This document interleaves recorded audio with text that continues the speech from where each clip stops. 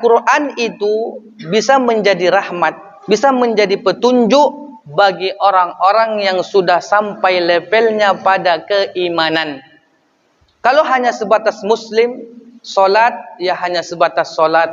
Tetapi ia tidak percaya Allah itu maha melihat, Allah itu maha mendengar, Allah itu memiliki sifat asma wa sifat dan lain-lain sebagainya.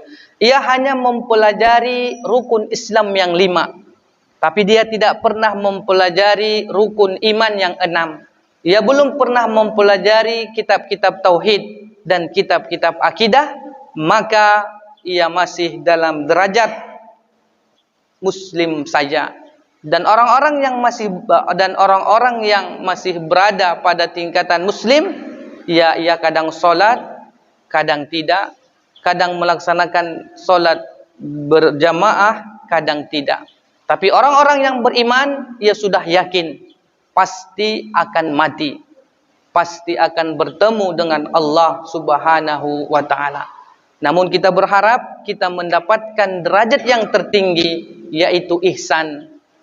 An ta'budallaha ka'annaka tarahu fa illam takun tarahu fa innahu yaraka.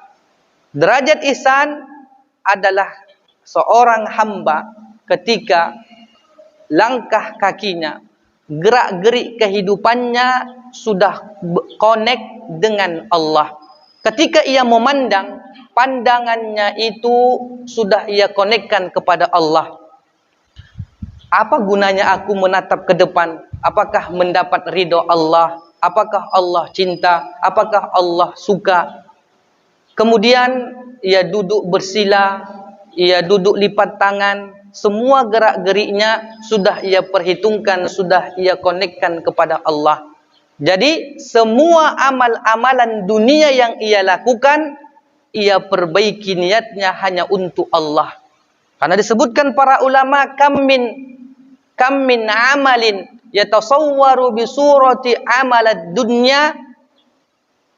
Berapa banyak amalan-amalan dunia yang kita kerjakan bisa nanti berubah, wa yataghayyaru bi husnin niyyah min a'malil akhirah.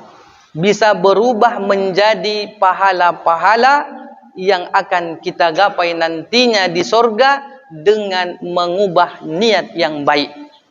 Jadi banyak amalan-amalan, banyak gerik-gerik dunia yang kita lakukan. Contohnya duduk, berdiri, melihat, makan, minum. Itu adalah amalan-amalan pekerjaan-pekerjaan dunia. Tetapi ketika kita masukkan niat untuk akhirat, maka kita akan menggapai pahala yang luar biasa. Ketika kita misalnya duduk bersandar, ketika niatnya, mudah-mudahan kalau duduk bersandar agak lebih rileks mendengarkan ayat-ayat Allah, berlebih paham mendengarkan kalamullah, maka akan bernilai pahala yang luar biasa. Nah, inilah puncak dari derajat seorang hamba ketika ia sudah sampai dalam bab al-ihsan. Maka ketika sudahlah kita menjadi hamba ihsan, orang-orang yang muhsin, semua akan kita lakukan untuk menggapai akhirat. Di sini jugalah Rasul sallallahu alaihi wasallam mengatakan, khairuhum linnas. Sebaik-baik manusia itu adalah orang yang paling banyak memberikan manfaat untuk orang lain. Ketika kita memiliki gelar doktor, profesor, tapi manfaatnya kurang banyak untuk masyarakat kita, maka ini masih jauh dari hadis Rasul tersebut. Tapi ketika kita hanya tamatan SMA, kemudian kita mengaji dari dasar, kita ajarkan manusia ilmu agama dari ilmu-ilmu dasarnya, kemudian terus meningkat sampai mereka paham agama dan manfaatnya lebih banyak, maka inilah yang dikatakan Rasul, khairun nasi anfa'uhum linnas. Sebaik-baik manusia yang paling banyak memberikan manfaat untuk orang lain.